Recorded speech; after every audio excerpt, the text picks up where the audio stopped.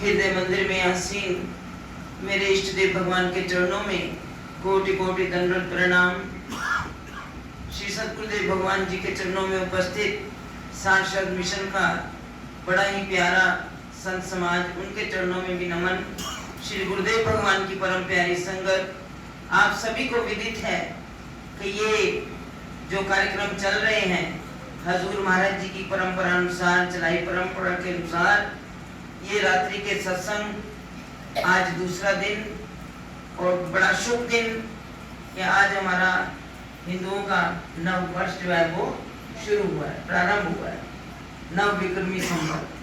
तो हमें जो है मालिक के चरणों में बैठकर उनकी महिमा का गुणानुवाद करना और साथ ही साथ अपने मन को भी जगाने की बातें, वो हमें सद्गुरुदेव भगवान जी के इन उत्सवों में, इन प्रवचनों में, इन भजनों में भी, क्योंकि ये जीवा हमें मिली है गुरु महाराज जी की महिमा का गुणगान करने के लिए, आंखें मिली हैं सदगुरु का दर्श करने के लिए, और हाथ मिले हैं क्योंकि शरीर की महिमा करें तो कोई कम नहीं है। ये शरीर हमें क्यों मिला, कभी हमने विचार करके देखा नहीं, हमने कभी विचार नहीं किया, हम सोचते नहीं कि हम इस जगत में आए ही क्यों। बस खाया पिया और सोया और उसके बाद दुनिया से पूछ कर लिया, इतना ही उद्देश्य है। लेकिन नहीं, जो गुरु महाराज जी की चरण शरण में लग जाते हैं उन्हें इस चीज का महत्व पता लग जाता है। लेकिन वो कहते हैं जीना कैसे, जीना कैसे, असली कला तो सत्संग के अंदर सिखाई जाती है। कि महाराज जी ने बड़े ही रहमतों भरे दिन हमें दिए हैं, हम जितना इसका लाभ उठाएं उतना ही कम है। क्योंकि एक घड़ी में या 10 मिनट में या 15 मिनट में या 5 मिनट में हमें समझ नहीं आती है। हम बात करते हैं दादा गुरुदेव भगवान जी के इरशादों की, लेकिन उसको एक बार आप पढ़ लो, 2 बार पढ़ लो, 3 बार पढ़ लो, हमारी बुद्धि में आते ही नहीं है। जब बार बार उसको पढ़ते हैं तब जाकर उसके किसी एक अक्षर का हमें भाव पता चलता है। भाव से उसका आगे बढ़ना, उसके लिए बड़ी मेहनत करनी पड़ती है। लेकिन उन्होंने हमें बड़े इशारों में बहुत कुछ समझाने का प्रयत्न किया। ये जीवन हमें मिला श्री गुरु महाराज जी ने तो अनेक लीलाओं के द्वारा हमारे इस मानव तन का हमें बताया कि इसका महत्व क्या है। लेकिन दादा गुरुदेव भगवान जी ने भी कोई कम है हमें इरशाद नहीं दिए। तो एक बार उन्होंने बताया, एक बार किसी ने प्रश्न किया के दादा गुरु महाराज जी से, उन्होंने प्रश्नों ही प्रश्नों में हमारे जीवन की काया को बदल दिया। तो एक व्यक्ति ने आकर प्रश्न किया, गुरुदेव पहले तो कोई प्रार्थना करता था, 1 मिनट में वो प्रार्थना सुनी जाती थी और काम बन जाता है, लेकिन आजकल काम बनता नहीं। दादा गुरु मैंने कुछ नहीं कहा, उन्होंने कहा मैं तुम्हें एक छोटा सा दृष्टांत बताता हूँ, छोटी सी कथा बताता हूँ। उन्होंने कहा एक राज्य में किसी भी व्यक्ति को अगर बादशाह बुलाता था, उसको कहता था आगे यहाँ नौकरी करो, यहाँ पर तुम रहो, यहाँ के राजकाज को चलाओ, तो कोई भी व्यक्ति वहां थोड़े दिन ही रह पाता, कुछ महीने रह पाता, लेकिन उसके बाद उसकी मृत्यु हो जाती। जब ये बात हुई तो बादशाह ने कहा ये तो बड़ी गलत बात है, इतने लोग मैं यहाँ प्रबंध के लिए लाता हूँ लेकिन कोई ठहर नहीं पाता। उन्होंने एक बार सोच समझकर एक व्यक्ति से कहा, अब मैं कोई अच्छा सा व्यक्ति लेकर आता हूँ, उसे उस वक्त शरीफ कहते हैं, उसको लेकर आता हूँ और उसको कहता हूँ कि यहाँ की प्रजा का तुम ध्यान रखो और यहाँ के कार्य को चलाओ। अब तक यहाँ पर ऐसा कार्य हुआ है, कोई टिक नहीं पा रहा, वो जिंदा ही नहीं रहता। उस वक्त उस व्यक्ति ने कहा ठीक है, आपने मुझे बता दिया, अब मैं कोई इस तरह का जीवन का ढंग अपनाऊंगा जिससे मैं कुछ समय यहाँ का प्रबंध कर सकूं, व्यवस्था को चला सकूं। तो उसने क्या, प्रजा पूरी जितने भी वहां के रहने वाले लोग थे, उन्होंने कहा कोई भी भेंट लेकर आप मेरे पास मत आना। आप देखते हो ना कई अधिकारी होते हैं जिनसे कोई काम करवाना होता है, कुछ ना कुछ चलता है, दे आते हैं भी हमारा काम जल्दी हो जाए। आजकल तो परमात्मा के साथ भी ऐसा होता है, मंदिरों में भी ऐसा ही होता है, लेकिन जो करते हैं वो बड़े बाद में सजा पाते हैं। तो उस वक्त उस व्यक्ति ने क्या अनाउंस कर दिया किसी की भी कोई भेंट मैं स्वीकार नहीं करूंगा। अगर भाई कोई बहुत ज्यादा करे तो उसको बोलना कि तुम एक अंडा ही केवल भेंट करना। ये दादा गुरुमाई का इरशाद है।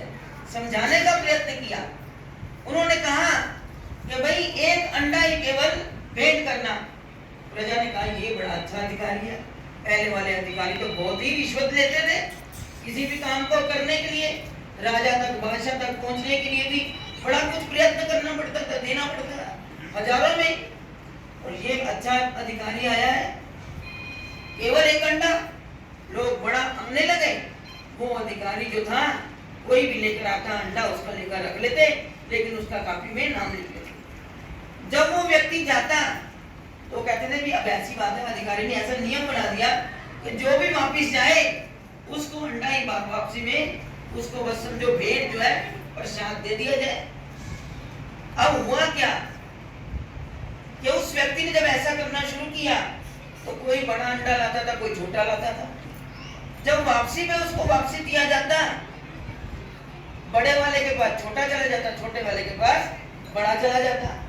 ऐसा करने से क्या हुआ, जिसके पास बड़ा आता तो उसके मन बड़ा खिल जाता कि मैंने तो बेटा छोटा किया था अर्पण दिया, लेकिन मेरे पास तो बड़ा आ गया। मन की प्रीति में थोड़ा सा परिवर्तन आना शुरू हो गया। करते करते उस अधिकारी ने जब ये काम किया तो लोगों में भी परिवर्तन आ गया, मन की भावनाओं में परिवर्तन आया। छोटे वाले को बड़ा मिला, बड़े वाले को छोटा मिला, बड़ा खुश हो जाए और कोई दुखी हो जाए। मिलना तो वही कुछ था, जो देते हैं वही हमें प्राप्त होता है। तो जब ये बात हुई, उस शरीफ ने कितने ही सालों उस राज्य में प्रबंध की व्यवस्था संभाल ली। तो एक व्यक्ति ने कहा भाई ये कैसी बात है। तो दादा गुरुमाई ने भी समझाया कि मेरे इशारे को समझे नहीं। कहते जिस व्यक्ति की जिस राज्य में वो राजा बुलाता था, वो राज्य के व्यक्ति जो थे बड़े ही ईमानदार और सच्चे दिल वाले थे। लेकिन जब किसी को अधिकारी को हजारों रुपया देना पड़ता था तो वो बड़े दुखी होते थे, और वो जो काम अच्छा नहीं करता था उसको वो बद्दुआ देते थे। कहते उनकी बद्दुआ में भी इतना असर था, वो व्यक्ति जिंदा ही नहीं रहता था। लेकिन ये अधिकारी ऐसा आया, इसने किसी का कोई लालच दिया, इसने आकर सबकी मन की प्रवृत्तियों को ही बदल दिया। नियत जब बदल जाती है तो फल भी वैसे मिलता है। दादा गुरुमाई ने फरमाया कि अपनी नियत अच्छी रखोगे तो प्रार्थना में भी असर होगा। अगर हम पता नहीं किस किस भाव से गुरु महाराज जी के द्वार पर जाते हैं, क्या क्या भाव लेकर जाते हैं, लेकिन हमारे गुरुदेव भगवान सार प्रभु ने हमें समझाया था कि आश्रम में अगर कोई लाकर कोई भी चीज भेंटा करता है, आपने सीधा डायरेक्ट उससे हाथों में मत लिया करो, उसको कहा करो जाके गुरु महाराज जी के चरणों में भेंटा करो। जब गुरु महाराज जी की दृष्टि उस पर पड़ जाती है, उसमें कोई ऐसी वैसी चीज भी हो तो गुरु महाराज जी अपनी दृष्टि से उस चीज को हरण कर लेते हैं और उसको पाक पवित्र करके वो आपको देते हैं खाने के लिए, कि आपका बाल भी बांका ना हो। कहते हैं जब बाजार से आप फल खरीद कर लाते हो तो वो केले होते हैं, वो आम होते हैं, वो सेब होता है। जब गुरु महाराज जी के चरणों में चढ़ जाता है वो क्या बन जाता है, वो प्रसाद बन जाता है। उस प्रसाद को खाने से वो जो है विष भी उसमें जो होता है वो निकल जाता है और वो अमृत बन जाता है। हम क्यों कहते हैं कि भोग लगाओ प्रभु, इसको अमृत कर दो। तो हमारी भावनाएं भी ऐसी ही होनी चाहिए कि हम अपनी भावनाओं को शुद्ध रखें। आपको रात्रि भी कहा था कि प्रभु किस बात के भूखे होते हैं, वो भाव के भूखे होते हैं। हमारे राम भाई जी भजन बोलते थे, आजकल हमारे सुनीत भाई जी भजन बोलते हैं। जब इनकी आवाज सुबह आती है ना तो ऐसे लगता है राम भाई जी भजन बोल रहे हैं। किसी ना किसी में तो वो चिन्ह आ जाते हैं, उनकी आवाजें मिलती हैं, चाहे हम जिस रूप में भी उनको याद करें। तो वो भजन जो बोले जाते थे तो वो क्या भजन बोलते थे, प्रभु भावना दा भूखा नहीं हो, भूखा चीज दा, तो किसी के पदार्थ के भूखे नहीं है। कहते तुम परमात्मा से प्रेम करो। प्रेम कैसा, कहते जैसे मछली का जल के साथ प्रेम। श्री गुरु महाराज ने फरमाया, ऐसे ही एक बार श्री गुरु महाराज जी विराजमान थे, बैठे हुए थे, तो एक नदी के किनारे बैठे हुए थे, तो कुछ मछलियां उसमें तैर रही थी। एक मछली जो थी वो गुरु महाराज जी के चरणों की तरफ वो आ गई किनारे की तरफ, और बाकी मछलियां जो थी वो बीच में तैर रही थी। तो श्री गुरु महाराज जी विराजमान थे, उन्होंने देखा कि एक जाली आया मछली पकड़ने वाला, उसने जाल फेंका, बहुत सारी मछलियां उसमें फंस गई, लेकिन जो मछली गुरु महाराज जी की तरफ चरणों की तरफ जा रही थी उस मछली को जाल में वो नहीं फंसी। उन्होंने उस वक्त श्री गुरु महाराज ने समझा दिया कि ये मछली से भी हमें बहुत बड़ा सत्संग मिल रहा है कि जो गुरु महाराज जी के चरणों में मिल जाता है उसका कोई भी बाल बांका, उसको कोई पकड़ने वाला पकड़ नहीं सकता, उस पर गुरु महाराज जी की पकड़ होती है। उनके चरणों में आकर वो खाल के जाल से भी मछली पकड़ने वाला क्या करता है, ले जाता है, बाजार में बेचता है, लोग तो पीते हैं। और गुरु महाराज ने भी बताया मछली और जल की प्रीत कैसी होनी चाहिए। ऐसी प्रीत हमारी सतगुरुदेव भगवान जी के चरणों में स्वामी परम जी ने श्री गुरु महाराज से पूछा कि इसकी आप कहते हो प्रीत इसकी पक्की है, ऐसी प्रीत होनी चाहिए। कहते कैसे? कहते हैं जैसे आप देखो, कहते अगर ये मछली मर गई, उसको भून के खा लिया तो इसका मतलब पानी से उसकी खत्म हो गई, उसका प्रीत खत्म। तो गुरु महाराज ने कहा नहीं, ये जाएगा, जो इसको खरीद कर लेकर जा रहा है इसको भूनेगा, पकाएगा, खाएगा, लेकिन जो मछली खाता है उसको बाद में प्यास बहुत लगती है, मरने के बाद भी उसको वो पानी ही मांगता है, पानी के साथ फिर इसका मिलन हो जाता है। इसलिए कहते हैं हमारी प्रीत भी उस मछली की तरह होनी चाहिए जैसी उसकी पानी के साथ प्रीत है। हमें तो अपने गुरु महाराज जी के चरणों से वो प्यार करना है और अच्छी नियत से करना, शुद्ध नियत लेकर गुरु महाराज जी के चरणों में आओ। जैसा महाराज जी ने कितना बड़ा हमें उपदेश पद यात्रा पे दिया था कि गुरु महाराज जी के चरणों में जाके गुरु महाराज जी के चरणों का प्यार ही मांगो, प्यार मांगोगे तो तुमको सब कुछ मिल जाएगा। जहाँ प्यार है, क्यों कहते भोले भाव मिले रघुराई, जो चरणों में भोले भाव से प्यार करता है, शुद्ध मन से प्यार करता है, उस पर सद्गुरु अपनी कृपा बरसाते हैं। आज ये कृपा का ये दूसरा दिन गुरु महाराज जी आपको भजनों के रूप में कितना अभी सुंदर भजन चल रहा है। हमारे रूप में महाराज जी का लिखा हुआ भजन है, नंगल के बादशाह बता तुझको मैं क्या कहूँ, सतगुरु कहूँ या तुझको जाके खुदा कहूँ। कि वो राम कृष्ण वाहिगुरु अल्लाह सब कुछ सतगुरुदेव भगवान सब कुछ वही है। क्योंकि गुरु महाराज ने कहा कि राम बने कभी कृष्ण बने, गुरु नानक रूप बनाए हैं, वही तो मेरे हारा वाले संत रूप धर आए हैं। चाहे वो परमहंस जी महाराज आए, चाहे वो श्री गुरु महाराज जी आए, चाहे निजातम प्रभु आए, चाहे सार प्रभु आए, युग युग में हर तरह से सदगुरु अवतार लेते रहे। वो क्यों लिया? कहते जब जब धर्म की हानि होती है तब महापुरुषों को क्यों कहते हैं, ये नहीं कहते कि उन्होंने जन्म लिया, उनका अवतरण हुआ, वो धरती पर उतरते हैं, उनको आने की जरूरत नहीं होती, लेकिन दुनिया का कल्याण करने के लिए।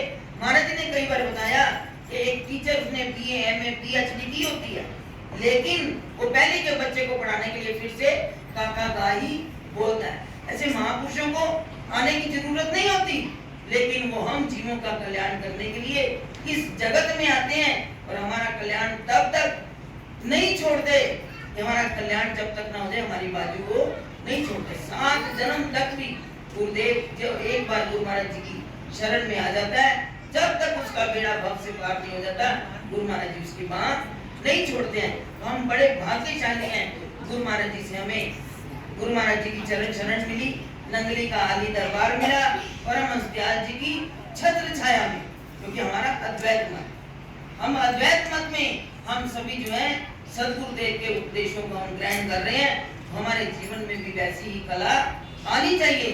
हम ये नहीं कहते कि एकदम ही इंसान कोई पूर्ण बन जाए, हम कहते तो हैं हमें पूर्ण गुण ही मिले आए, लेकिन महाराज जी फरमाया करते थे तुम में वो ताब है कि कोई पूर्ण गुरु आ भी जाए तुम पहचान पाओगे। महाराज जी तो सत्संगों में कहते थे ना, आज गुरु नानक देव जी आकर कह देना, कोई आप कह दे मैं गुरु नानक हूँ, तो कहेंगे पहले प्रमाण दो आप कैसे हो। तो इसलिए महाराज जी का तो एक सत्संग, उसके बाद तो हमें कुछ भी सुनने की जरूरत नहीं है। जिन्होंने हुजूर महाराज जी के, श्री गुरु महाराज जी के, परमहंस जी के इरशाद पढ़ लिए, श्री गुरु महाराज जी का स्वरूप दर्शन पढ़ लिया, उसके बाद उसी के अंदर सारे ग्रंथों का सार निहित है। और जिसने महाराज जी के सत्संग सुन लिए उसके बाद कुछ और सुनने की जरूरत ही नहीं। आज तो हम उन उपदेशों को कहते हैं ना रिवाइज करते हैं, क्योंकि समय पर इसकी जरूरत होती है। नहीं तो आज जो इस दुनिया की चकाचौंध में, दुनिया के मेले में हम सब कुछ भूलते जा रहे हैं। तो महाराज जी ने ये दिन बड़े अच्छे लगे, अपने पाठ को फिर से रिवाइज कर लो। कहीं आप भटक रहे हो तो फिर अपने रास्ते पर आ जाओ। गुरुदेव तो कहते ना, शाम का भूला हुआ सुबह का भूला हुआ शाम को घर आ जाए तो वो भूला नहीं कहलाता है। तो गुरु महाराज जी ने कहा अपने इस सबक को याद कर लो। और महाराज जी कहते थे उसको छुट्टी ना मिली जिसने सबक याद किया। तो इस दरबार में कौन सा सबक दिया जाता है? सेवा। सेवा से ही तुम पार हो जाओ, कुछ ना करो। सेवा भी कई प्रकार की बताई गई है। तो आगे समय होगा, समय बहुत हो रहा है, आगे काफी दिन है हमारे पास। अभी मैंने जो रात को इरशाद सुनाया था गुरु महाराज जी का,